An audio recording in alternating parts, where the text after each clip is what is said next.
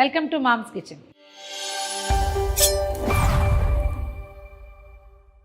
ఇవాళ dry fruit laddu చేసుకుందామండి.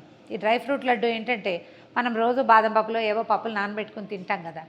ఎక్కడికైనా వెళ్ళేటప్పుడు, ఆఫీస్లో ఉన్నప్పుడు, ప్రెగ్నెంట్ లేడీస్, కొంచెం చిన్నపిల్లలు ఉన్నవాళ్ళు, అప్పుడప్పుడు షుగర్ ఫాల్ అయిపోయి డౌన్ అయిపోయే ప్రమాదం ఉన్నవాళ్ళు, పీరియడ్స్లోనూ మేనోపాజ్లోనూ ఉన్నట్టుండి దడొచ్చి వీక్గా అనిపిస్తుంది. అలాంటప్పుడు చక్కగా ఒకటి లడ్డు కనుక తిన్నామంటే ఇమీడియట్గా నీరసం తగ్గిపోతుంది, దడ తగ్గిపోతుంది, చాలాసేపు ఆకలి ఆపుతుంది. 2 లడ్డూలు తిని ఒక గ్లాస్ మంచినీళ్ళు తాగితే బ్రేక్ఫాస్ట్ కూడా సరిపోతుంది. కానీ బ్రేక్ఫాస్ట్ ప్రత్యామ్నాయం కాదు, జస్ట్ ఒక సరదా లడ్డు. కానీ ఇది చాలా హెల్త్ బెనిఫిట్స్ తోటి కూడి ఉంటుంది.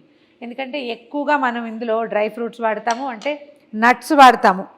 ఏమిటి, బాదం పప్పులు, జీడిపప్పులు, తర్వాత ఏమో పిస్తాలు, ఉప్పు లేని పిస్తాలు దొరికితే అవి కూడా వాడుకోవచ్చండి.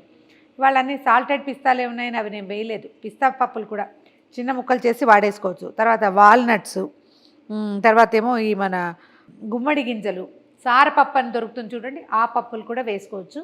కొంచెం కొబ్బరి, తర్వాత వీటితోటి షుగరు బెల్లము ఏమీ లేకుండా ఖర్జూరాలు. కొంతమందికి ఖర్జూరాల్లో అలర్జీ వస్తుందండి, చూసుకోండి. అది అలర్జీ వస్తే మాత్రం తినకండి. ఖర్జూరాలతో ఏంటంటే కొంచెం ఎమీబియాసిస్ వచ్చే లక్షణం కనపడుతుంది. ఎవరికైతే ఆ ప్రాబ్లం ఉందో వాళ్ళకి పెరిగిపోతుంది ఇబ్బంది.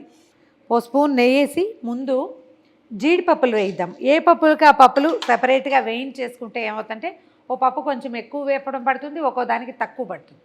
జీడిపప్పులు అవి చక్కచక్క వేయకపోతాయి, మళ్ళీ బాదంకి సమయం పడుతుంది కదా, చూసి వేయించుకోవాలి. స్టవ్ని మీడియం ఫ్లేమ్ మీద ఉంచండి, హైలో పెట్టద్దు. పప్పుల్లో ఏదైనా నలకలు చిన్న ముక్కలు ఉంటే మాడిపోతాయి. కొంచెం మంచి రంగు రాగానే తీసేసేయండి. డార్క్ కలర్ రావక్కర్లా, డార్క్ అయితే మాడు రుచి వస్తుంది. లేత వేపు అంతే. చిన్న ముక్కలు తొందరగా వేయకపోతాయి, అందుకని ముక్కలు ఈవెన్గా కట్ చేసుకుంటే బాగుంటుంది.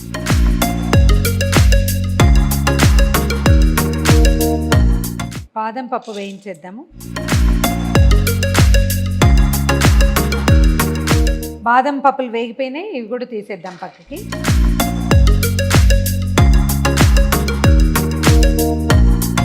వాల్నట్స్ ముక్కలు వేయించేద్దాము. ఇవేంటంటే అన్నీ తలా ఒక 50 గ్రాములు తీసుకున్నాం అనుకోండి. ఎన్ని పప్పులు ఉంటే ఎన్ని రకాలు కుదిరితే అన్నీ.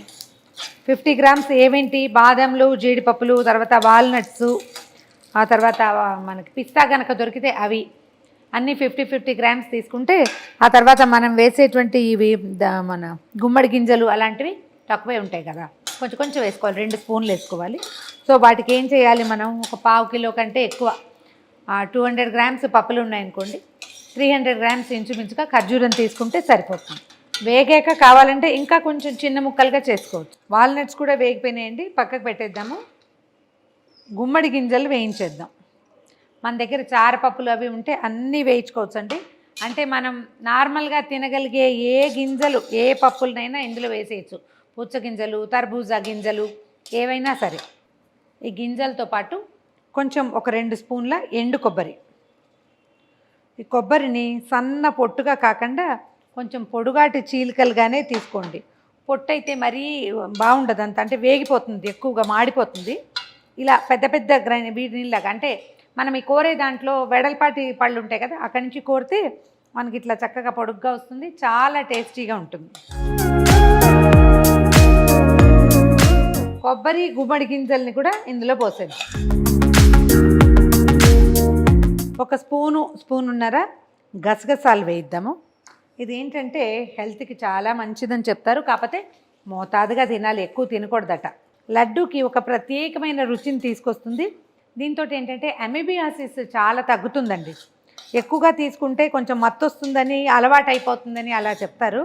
అమీబియాసిస్ ప్రాబ్లం ఉన్న వాళ్ళు, తరచుగా డీసెంట్రీ, మోషన్లో ఏదైనా ఇబ్బంది అలాంటి ఉన్న వాళ్ళకి చాలా బాగా పనిచేస్తుంది. ఈ ఖర్జూరంలో ఉన్న ఆ గుణానికి ఇంచుమించు ఇది విరుగుడు అనుకోండి. వాసన కూడా భలే బాగుంటుంది. స్టవ్ ఆపేద్దాము. బ్రౌన్గా అయిపోయినాయి, తీసేద్దాం. ఈ వేడిగా ఉన్న ఇంకా పప్పులు, ఏది కొబ్బరి, గసగసాలు వేడిగా ఉన్నాయి కదా, కాసిని చియా సీడ్స్ వేసుకోండి. ఇవి బాగున్నాయి. జనరల్గా చియా సీడ్స్ని నానబెట్టాలని చెప్తారు, లేదా ఇలా కొంచెం వేడి చేసినా కూడా స్టవ్ మీద పెట్టక్కర్లేదట, పొయ్యి మీద పెట్టకూడదు. జస్ట్ అట్లా కొంచెం ఆ వేడి మధ్యలో ఉంచితే కనుక కాస్త వాటిలో టెక్స్చర్లో మార్పు వస్తుంది. దీన్ని చేసి వీటిని పక్కకు పెడదాం. ఈ పప్పులు గింజలు అన్నీ చల్లారేదాకా.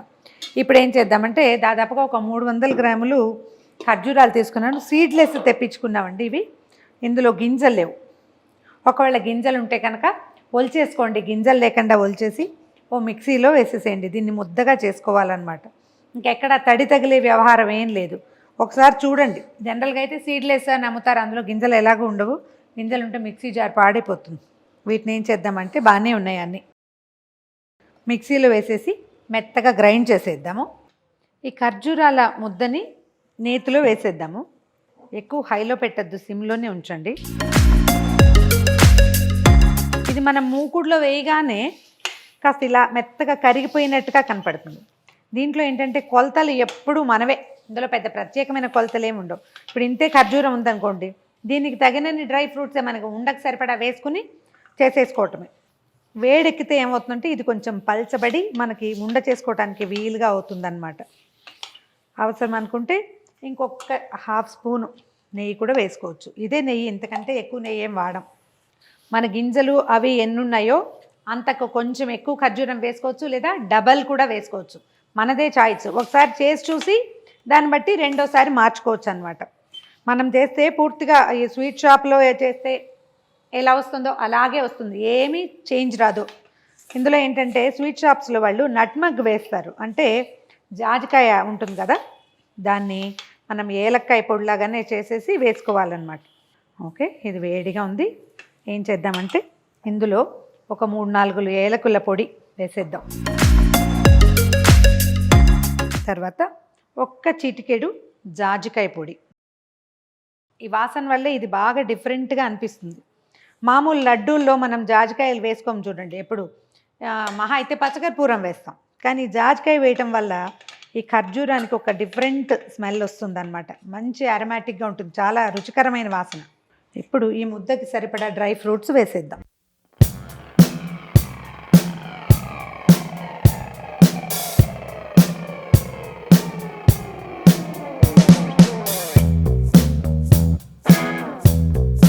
సమానంగా కలిపేసి కొంచెం నెయ్యి చేసుకుంటూ కాస్త చల్లారాక ఈజీగా ఉంటుందన్నమాట. మొత్తం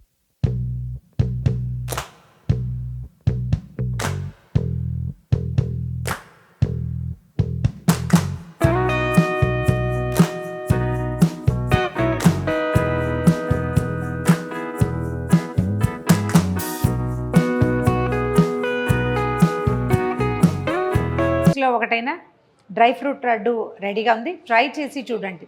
ఇదేంటంటే మనం బెల్లం పాకంలో కూడా వేసుకోవచ్చు, ఇంకొంచెం ఓపికతో చేసుకోవాలి. ఖర్జూరాలతో ఒక రవ్వ సులువు, తొందరగా అయిపోతుంది. అన్ని రెడీమేడ్ వస్తువులు కాబట్టి ట్రై చేసి చూడండి. ఈ వీడియో కనుక మీకు నచ్చినట్లయితే లైక్ చేయండి, షేర్ చేయండి. మరిన్ని ఇంట్రెస్టింగ్ వీడియోల కోసం సుమన్ టీవీ మామ్స్ కిచెన్ని సబ్స్క్రైబ్ చేసుకోండి.